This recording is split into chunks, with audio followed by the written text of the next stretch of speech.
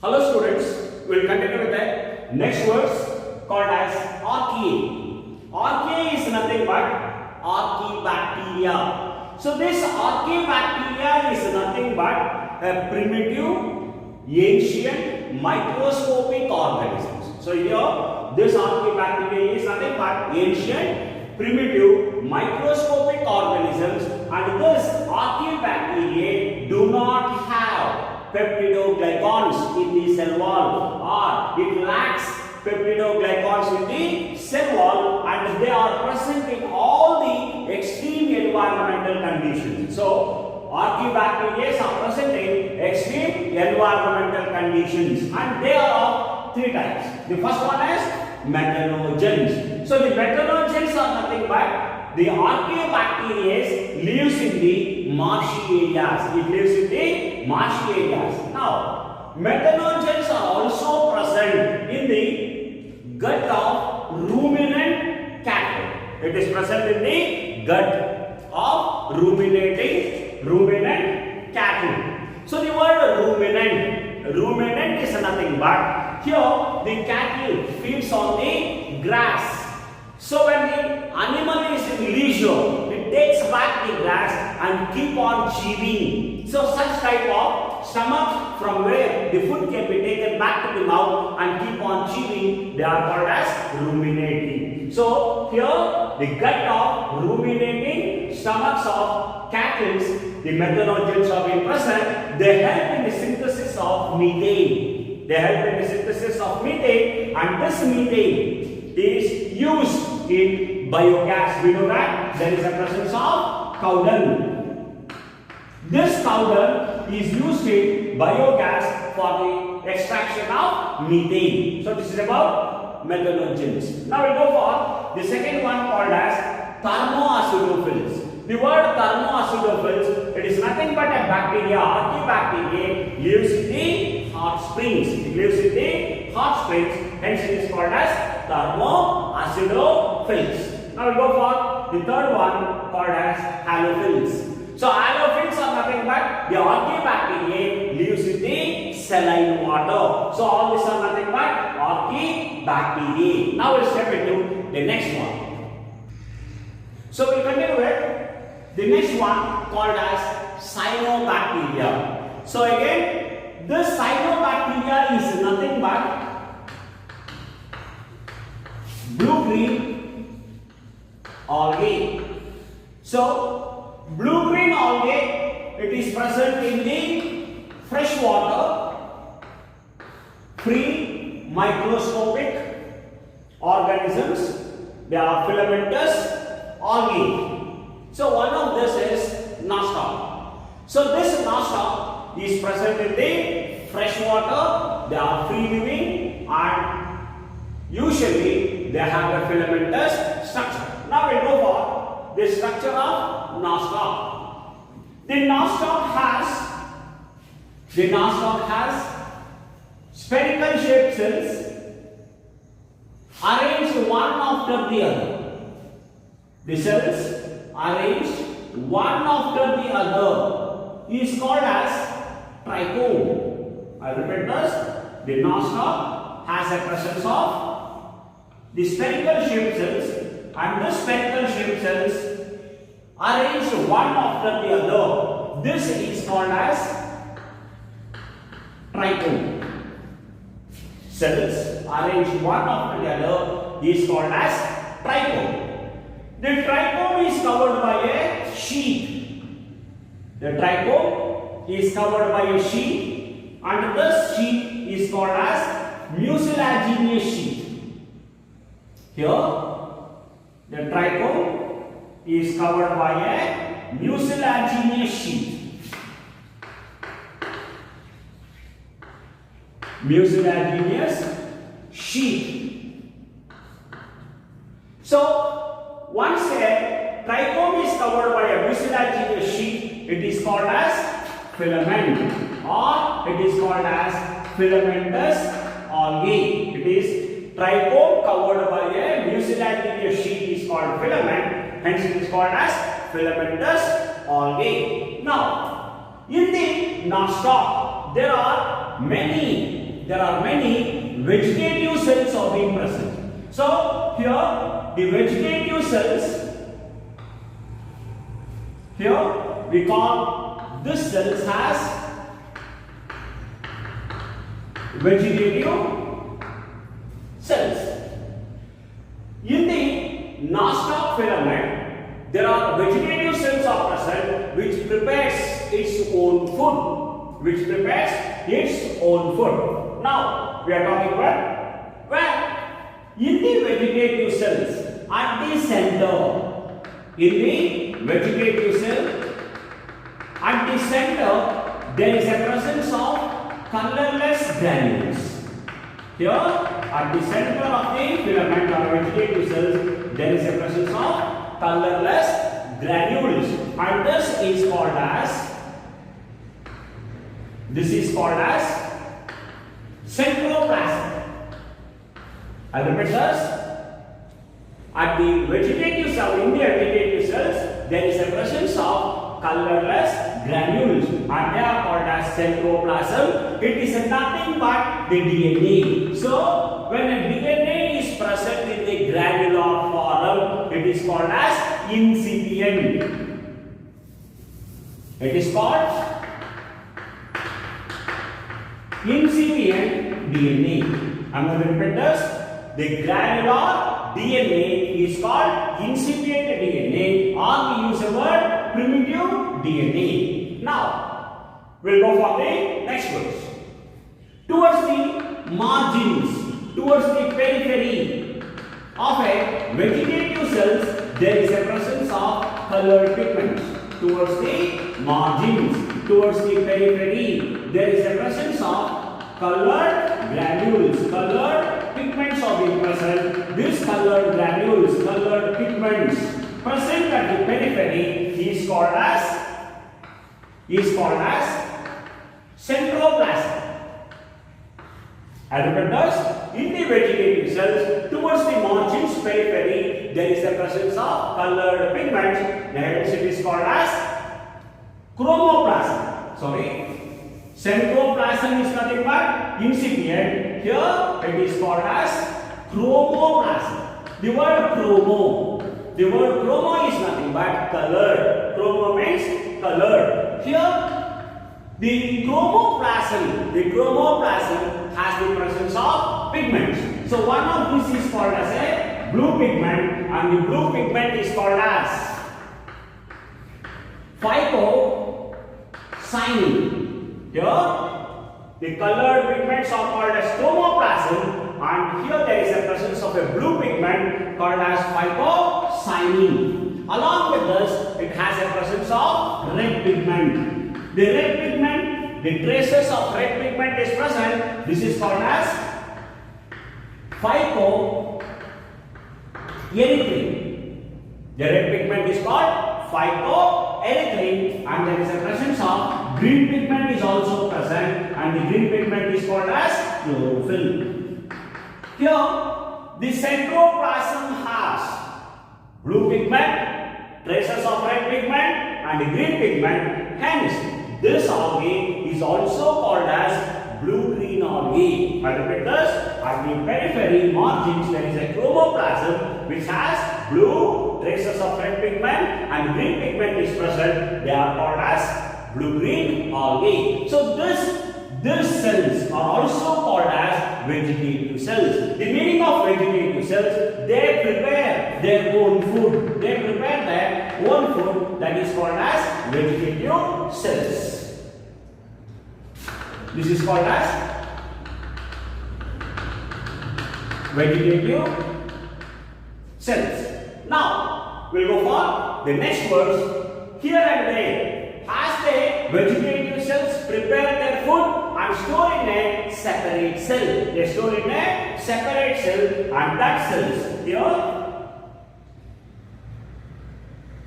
here they prepare the food and store in a separate cell. These cells are called as agonites. They prepare the food and store in a separate cells, and these cells are called agonites. Agonites are also called as resting spores. They are called as resting spores. So here there is a food is prepared by the vegetative cells and stored in a separate cell, and this separate cells are called as acanites, or it is also called as resting spores. Here in a non-stop filament, even acanites also helps in reproduction. It cuts at the acanite region and produce the cells one after the other to produce a new filament. Hence, acanites also helps in reproduction. Now, we'll step into the next verse. So here, there is a presence of here and there in the filament. There is some empty looking cells are being present. So this empty looking cells,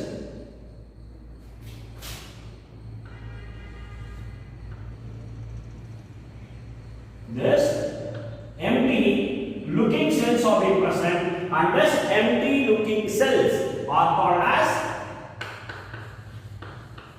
heterocyst. In the filament, there is a presence of empty looking cells, and this empty looking cells are called as heterocyst. Now, in a filament, there are two types of heterocysts are there. One is called as intercalary heterocyst. The meaning of intercalary heterocyst, they are present in between the filament. They are present in between the filament, having two shining granules or polar nodules are being present, and this is called as intercalary heterocyst. They also helps in reproduction. They look like empty looking cells, but they form a weak adjoining between the cells, and once it is cut, it gives rise to new filament. So it is called as intercalary heterocyst, helps in reproduction. Next, there is one more. This is called as terminal heterocyst. Terminal heterocyst. The meaning of terminal heterocyst, the filament is present. The filament is present at the terminal end. We say in a filament, the heterocyst is present at the terminal end or at the tip. It is called as intercalary heterocyst. It has a presence of only one shining granules or polar nodules are present. The remaining cells, normally they are called as vegetative cells. They are vegetative cells. So, this is called as the structure of nostoc.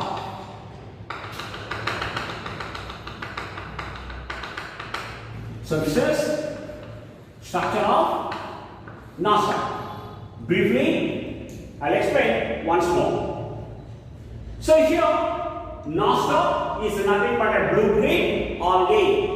The cells, the nostoc cells arranged one after the other is called as a trichome. It is called as a trichome. The trichome is covered by a mucilaginous sheath. Then it is called as a filament. Here and there in the filament, there is a presence of vegetative cells, somatic cells. These cells can prepare their own food, hence we use the word vegetative cells. At the center of the vegetative cells, there is a presence of colorless granules. They are called as centroplasm. This centroplasm is nothing but granular DNA. The granular DNA is also called as incipient, primitive DNA, prokaryotic DNA. So, this at the center, there is a presence of incipient DNA. Next, towards the margins or towards the periphery of a vegetative cells, there is a presence of colored pigments. The colored pigments are called as chromoplasts. The word chromo means colored. So, towards the margins of periphery, there is a presence of a colored pigment, and these colored pigments are called as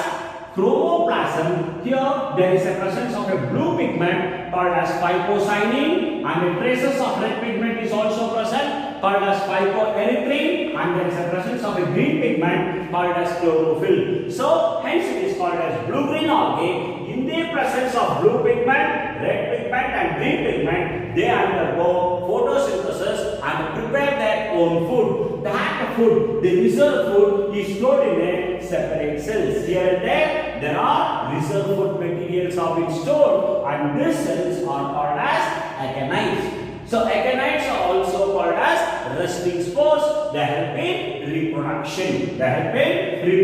So here they are going to cut at the acanite region, either here or here. They are cut and they synthesize one after the other. Cells are being produced to form a new filament. So it also helps in acanite type of reproduction. Next, in the filament, here and there, it looks like a empty looking cells, and that empty looking cells are called as heterosis. The heterosis is of two types.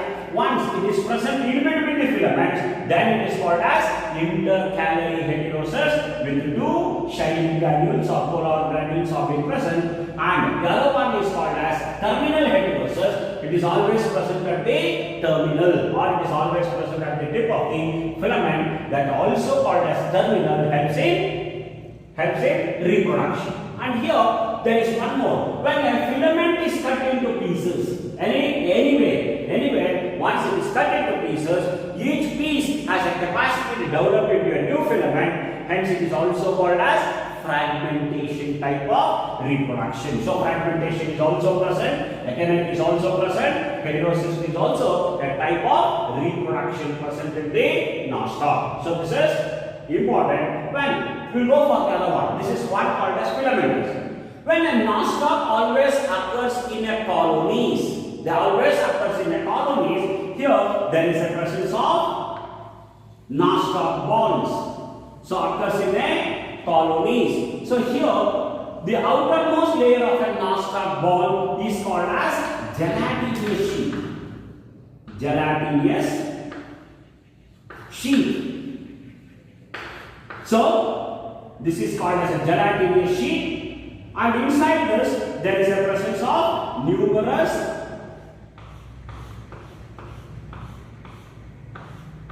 filaments are being present, and thus are called as nostoc balls.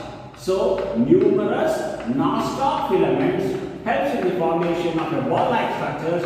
Hence, it is called as nostoc balls. This is called as nostoc balls. This is macroscopic, whereas the filaments are microscopic.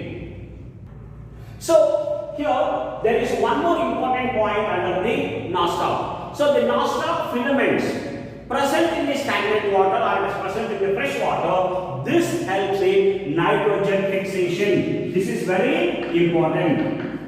This also helps in nitrogen fixation. So for example, when we take paddy fields.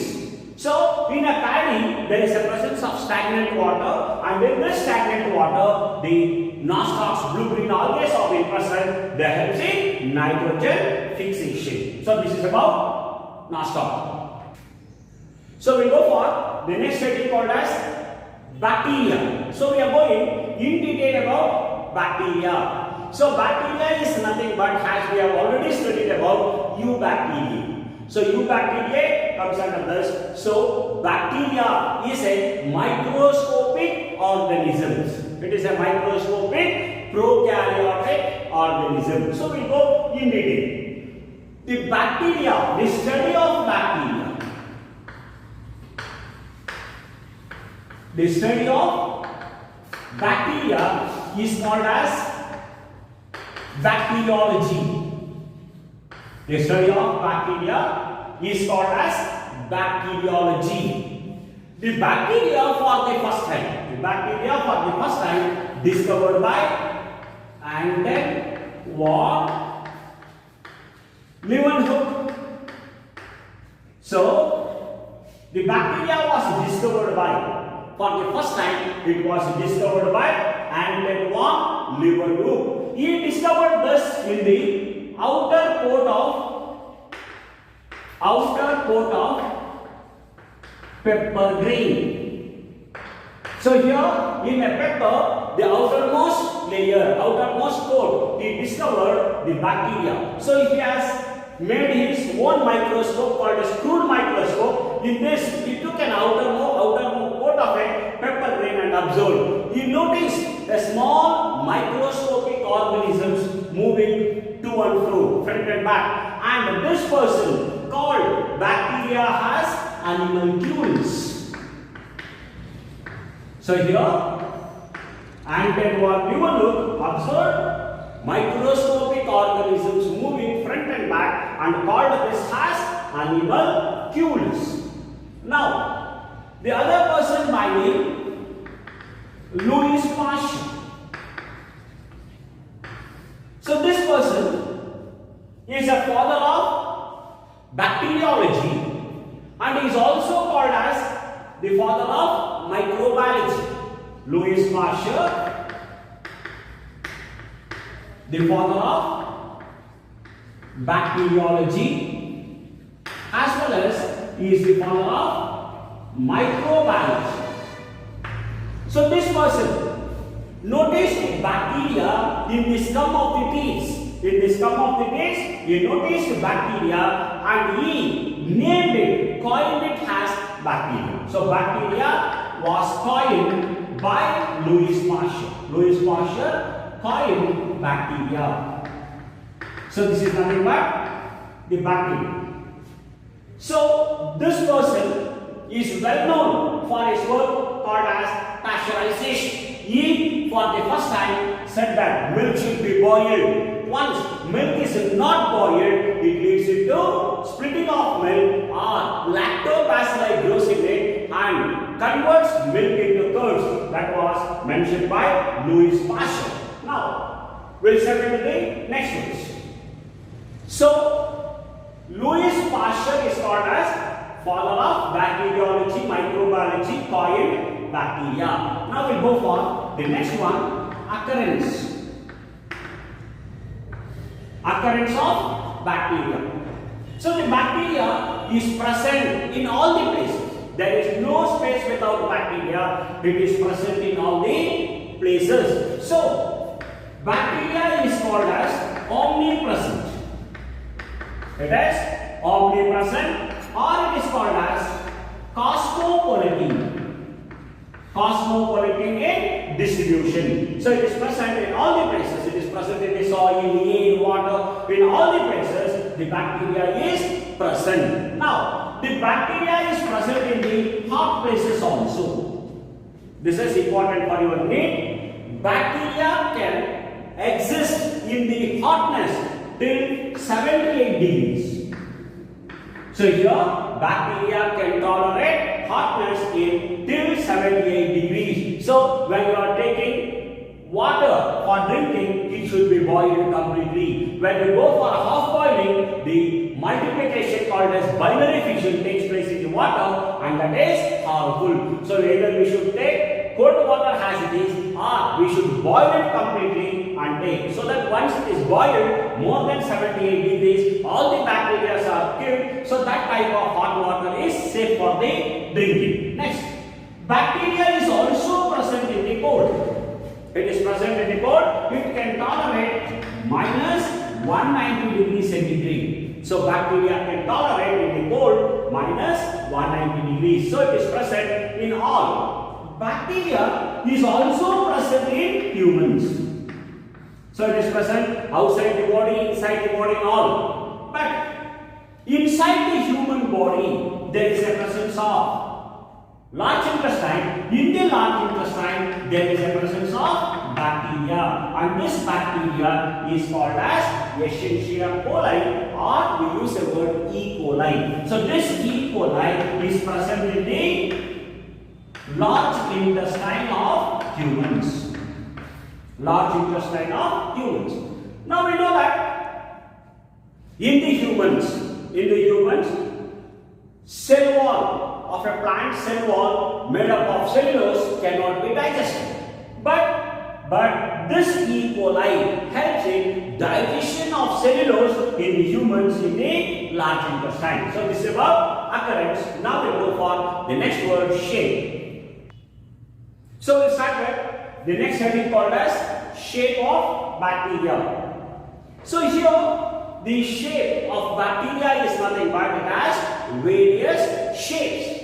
Based on the shape, it is classified into different types. So we are going for the one after the other. The first one is nothing but the bacteria which is spherical shape. The bacteria which is spherical shape is called as cocci, coccus, singular and plural. So there is a spherical shaped bacteria is called as cocci, or it is called as coccus. So here the important one is this cocci or coccus do not have flagella. They cannot move. They cannot move. They are usually immobile. So here spherical shaped bacteria. Now in this again we have different types. The first one is called as monococci. The word monococci, a single bacteria. When a bacteria occurs singly, then we use the word monococci. We'll go for the second one called as diplococci. Here a pair, diplo means a pair of spherical shaped bacteria. A pair of spherical shaped bacteria is called as diplococci. Next, streptococcus. The word streptococcus is nothing but a chain of spherical shaped bacteria. So here the bacteria cells arrange one after the other to form a chain of spherical shaped bacteria are called as streptococcus. Now we'll go for the next one called as staphylococcus. Staphylococcus.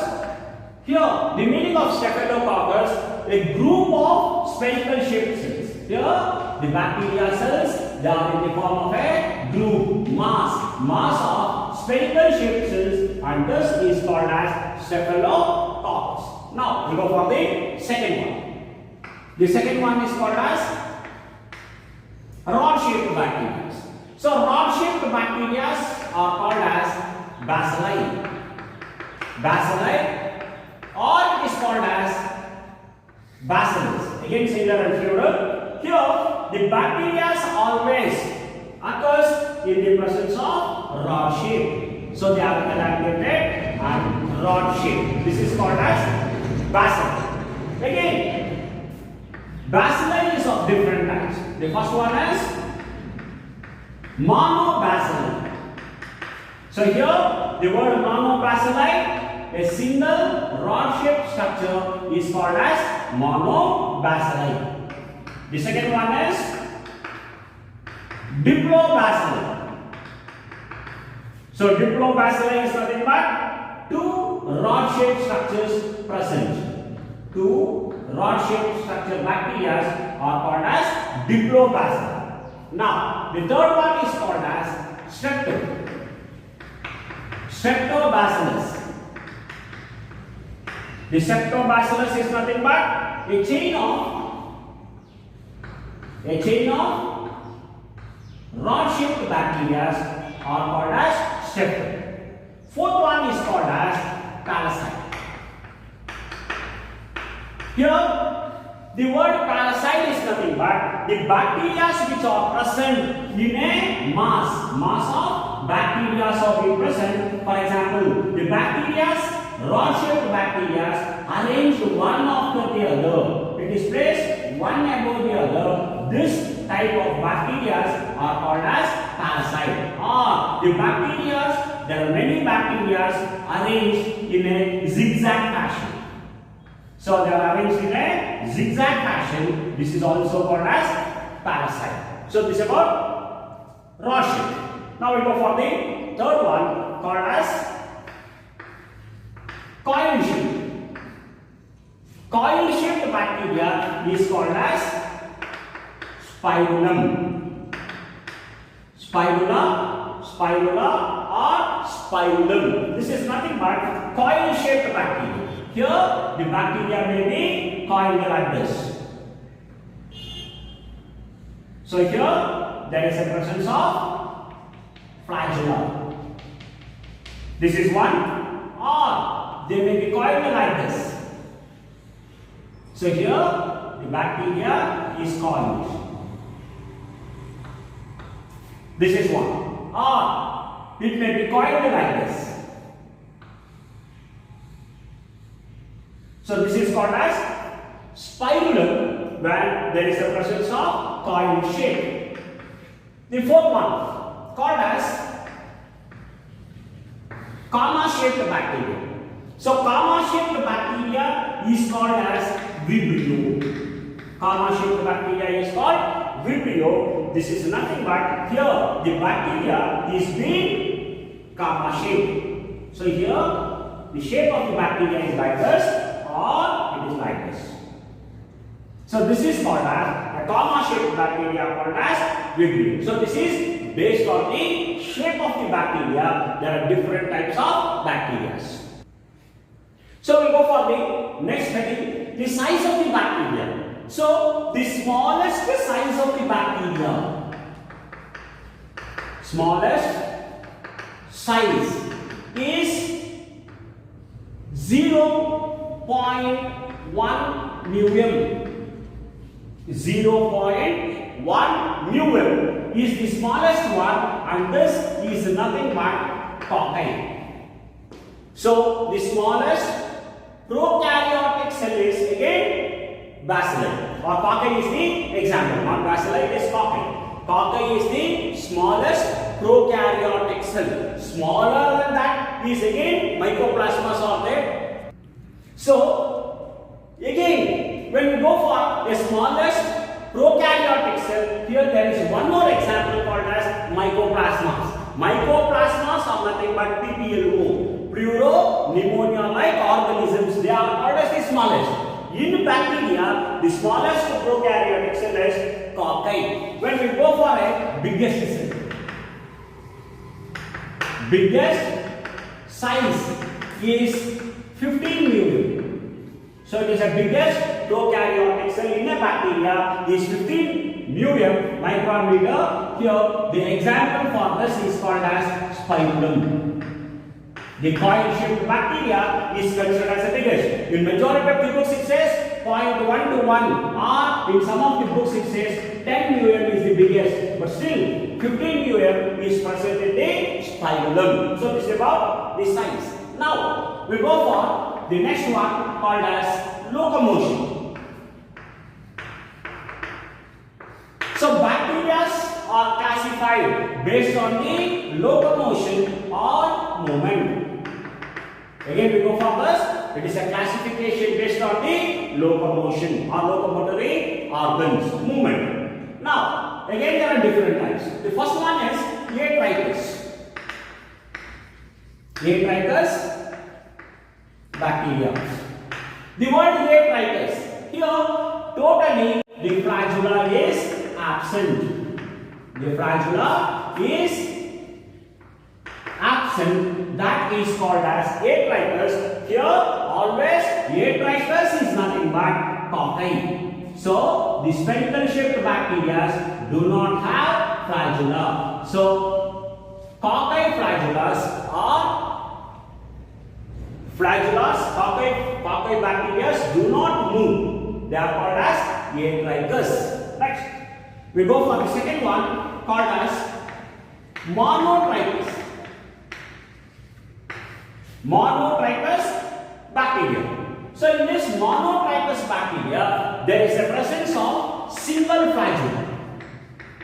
Single flagella is present towards one polar end. It is present towards one edge. Towards one polar end. When you take a rod-shaped bacteria, towards one side there is a presence of flagella. One is single flagella is present towards one polar end, either this side or that side. A single flagella is present. This is called as monotrichous. We will go for the next one called as Lophotrichous. The meaning of Lophotrichous, it is a tuft or mass, or it is nothing but group. A group of flagellas, a tuft of flagella is present towards one polar end. It is present towards one end. On one polar end, there is a presence of a tuft of flagellas. Hence, it is usually called as Lophotrichous. Here, Many flagellas have been present towards one end. For that we use the word Lophotrichus. Now we go for the next one called as Amphitrichus. The word Amphitrichus, again, tough flagellas on both the sides. Tough flagellas present on both the sides. This is called as Amphitrichus. So here, this is nothing but a bacteria, rod-shaped bacteria. Here, there is a presence of tough flagellas. So, a tough flagellas present at both the sides. We use the word Amphitrichus. Next,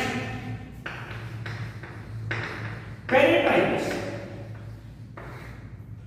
The word Peritrichus is nothing but it is a single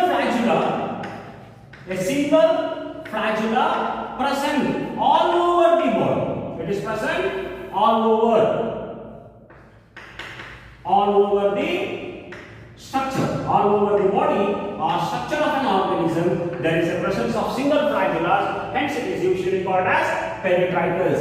Here there is a presence of bacteria, rod-shaped bacteria, and here there is a presence of flagella all over the bodies. All over the structure there is a presence of flagellas, and this type of flagella is called as Peritrichus. So this is nothing but based on the locomotion.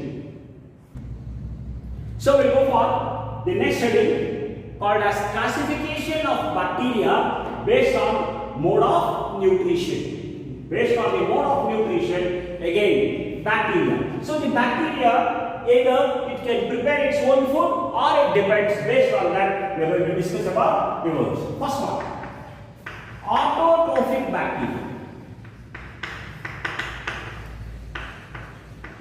Autotrophic bacteria. So the meaning of autotrophic bacteria, the bacteria can prepare its own food. So the bacteria can prepare its own food. So that is called as autotrophic bacteria, and they are of two types.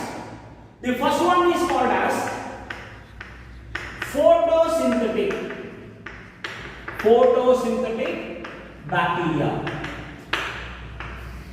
So in a photosynthetic bacteria, there is a presence of a green pigment called as bacterial chlorophyll. In the presence of bacterial chlorophyll, they prepare their own food. So there is a presence of poorly developed green pigment called as bacterial chlorophyll. They prepare their own food. So hence it is called as photosynthetic bacteria. Example for this is green bacteria. So here, green bacteria which can prepare their own food. So we go for, as I mentioned about photosynthetic bacteria, here photosynthetic bacteria based on the presence or absence of the oxygen. There are two types. The first one is called as oxygenic bacteria. So oxygenic bacteria is nothing but during the photosynthesis, oxygen is released due to using of water. Here, in the presence of a water molecule, the water molecule is split to give rise to H plus and O2, and here the release of oxygen is going to take place. Hence, it is called as oxygenic bacteria. Now, when we go for the second one, called as anaxigenic bacteria. Anaxigenic bacteria is nothing but, again, during the bacteria, here oxygen is not released. Oxygen is not released because here it is using or due to the usage of hydrogen sulfide. Here hydrogen H2S, hydrogen sulfide is used, but oxygen is not released. Hence it is called as anaxigenic bacteria. Now we'll go for the second one called as chemosynthetic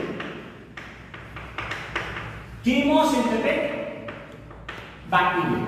So the meaning of chemosynthetic bacteria, here the bacteria synthesizes some of the chemicals. This chemicals acts as a nutrition for it. Hence it is called as chemosynthetic bacteria.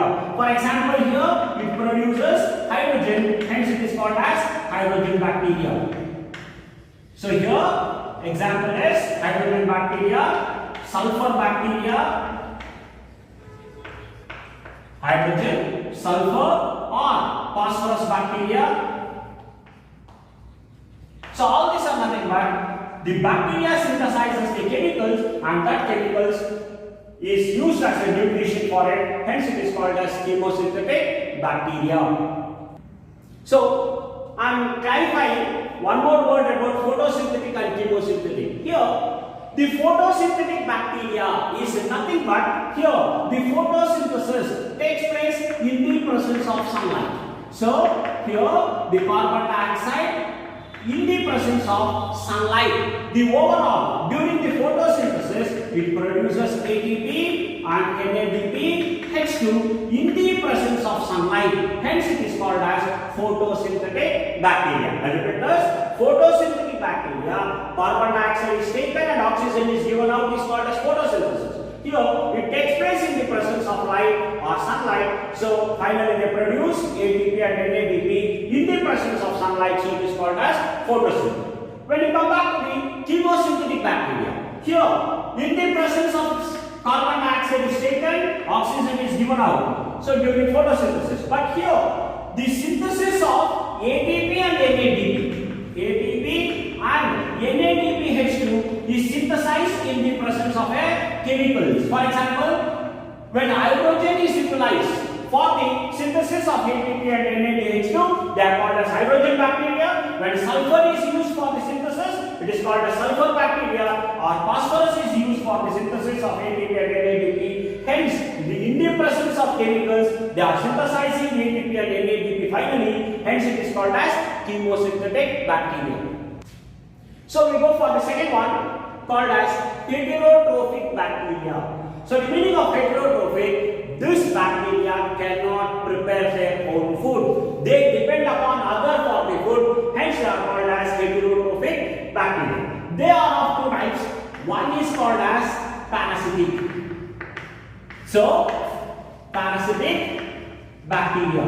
So this bacteria depends upon other living organisms. Depends upon other living organisms for the food. So here it is called as parasitic. So it depends upon other living organisms called as parasitic. Again, the parasite may be ectoparasite or endoparasite. So they depend upon other living organisms for the food. Hence it is called as parasitic bacteria. We'll go for the second one called as saprophytic bacteria. Saprophytic bacteria.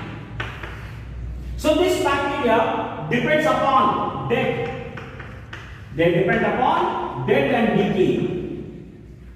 So here the bacteria is depending upon the non-living. They depend upon death and decay. Hence it is called as saprophytic bacteria. So here this bacteria helps in removing the waste. Dead organisms are removed by decomposition. Hence, this is also called as nature's scavengers. Nature's scavengers. It is called as saprophytic bacteria.